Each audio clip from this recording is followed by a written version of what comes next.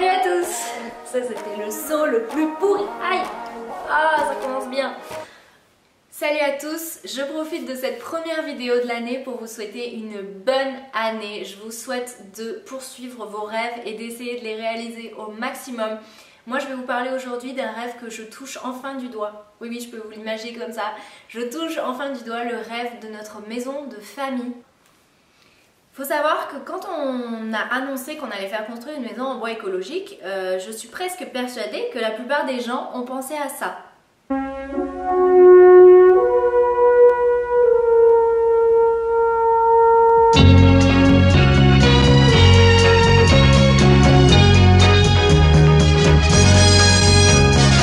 C'est pas du tout ça, pas du tout. Et je vais vous expliquer tout ce projet.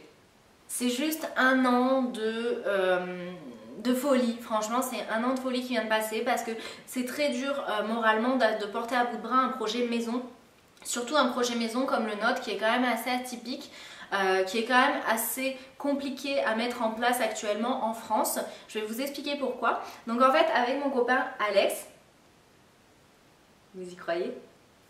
Avec mon copain Alex, on a décidé de construire une maison en bois écologique presque passive et pour ça on a fait appel à Atelier Ordinaire qui est notre architecte.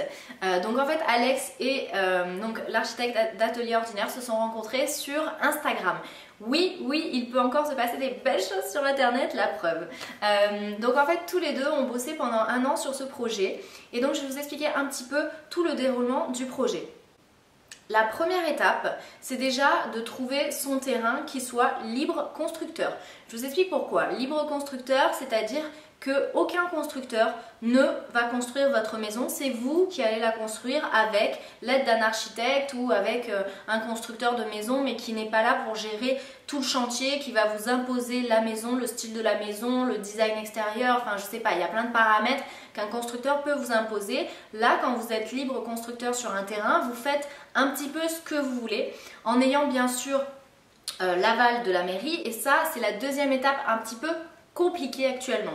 Pour avoir l'aval de la mairie, donc il faut envoyer tout un dossier, plein de paperasse. On est en France, hein, ça je vous apprends rien. Ça prend énormément de temps. Nous pour le coup ça a été assez rapide, on a eu une réponse au bout d'un mois. Donc au bout d'un mois on nous a dit oui ok c'est bon, faites quelques retouches là et là et là, mais vous pouvez faire votre maison en bois. Il faut savoir qu'en fonction des régions, des villes, des villages, il y a des contraintes. Par exemple nous en Provence il faut du crépi, il faut un toit en tuiles. Bon, on a réussi à passer au travers de tout ça, donc ça c'est juste génial. C'était une étape assez compliquée qui nous faisait un petit peu peur, qui nous stressait beaucoup. Ok, on pouvait souffler. L'étape suivante c'était quand même aussi d'avoir le crédit. Donc la troisième étape, le crédit, ça c'est pas vraiment un truc très rigolo. Les banques aujourd'hui en France sont hyper frileuses. Je ne vais pas parler de ça parce que c'est un tout autre sujet et qu'on a le droit d'avoir tous notre avis là-dessus.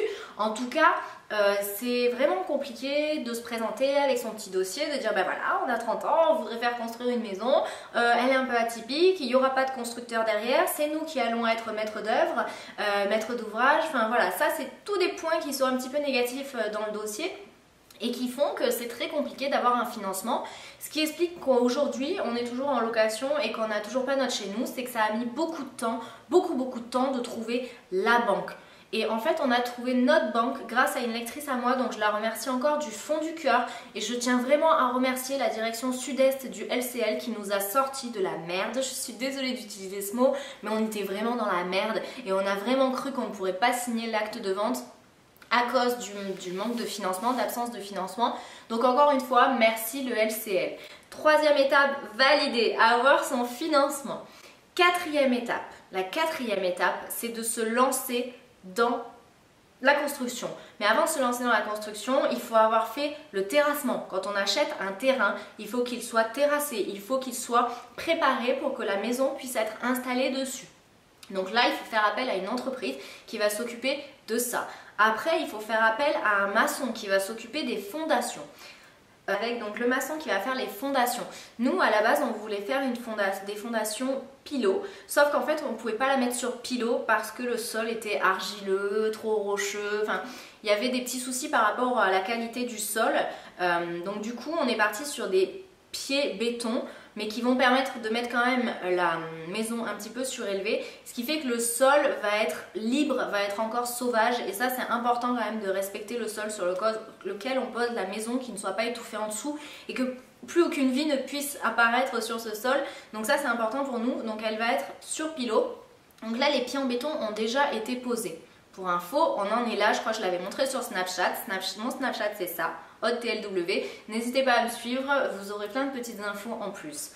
Donc ces panneaux de bois ont été usinés en République tchèque et normalement il faut compter un délai de 8 à 12 semaines pour recevoir ces panneaux-là. Ces panneaux-là sont ensuite reçus par un entrepreneur en France qui va s'occuper de les préparer, ainsi que les menuiseries qu'il aura reçues à part. Les menuiseries, ce sont les fenêtres, les baies vitrées. Nous, on a des grandes ouvertures, donc des grandes baies vitrées. Une fois qu'il a reçu tout ça, donc il nous en a informé et on a prévu donc la date de réception qui est demain. Voilà, donc demain on reçoit tout ça, on reçoit les menuiseries, on reçoit les panneaux usinés et donc en fait ça va être stocké. Ça va être amené déjà par un gros camion de 44 tonnes et ça va être stocké sur le terrain d'une amie parce qu'on ne pouvait pas le laisser sur le terrain chez nous non sécurisé. Et en plus de ça, il y a aussi une autre complication à laquelle on n'avait pas pensé, c'est qu'en fait un 44 tonnes ne passe pas dans notre village. Il n'a pas le droit de passer. Donc on va être obligé de gérer un transbordement différent. Le soleil a tourné, donc je ne peux plus filmer avec mon autre caméra. Je passe sur la vidéo FaceTime HD. En tout cas, la prochaine étape du coup de tout ce projet-là, ça va être que l'entrepreneur vienne récupérer chez notre ami les panneaux et qu'il aille les déposer sur notre terrain pour construire la maison. Il faut compter environ une semaine de travaux pour ça. Et après, on aura donc plombier, on aura le plombier, pardon, électricien, on aura le raccordement des eaux, on aura le raccordement électricité, on aura beaucoup de corps de métier qui vont être sur le terrain pendant les semaines à venir. Et après, enfin, on sera chez nous!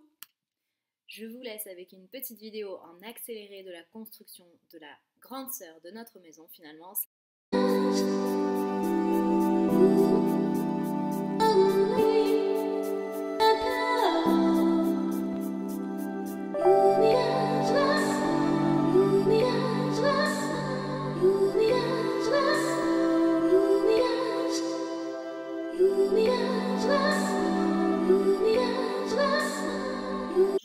Je vous dis à très bientôt. Merci encore d'être de plus en plus nombreux à me suivre.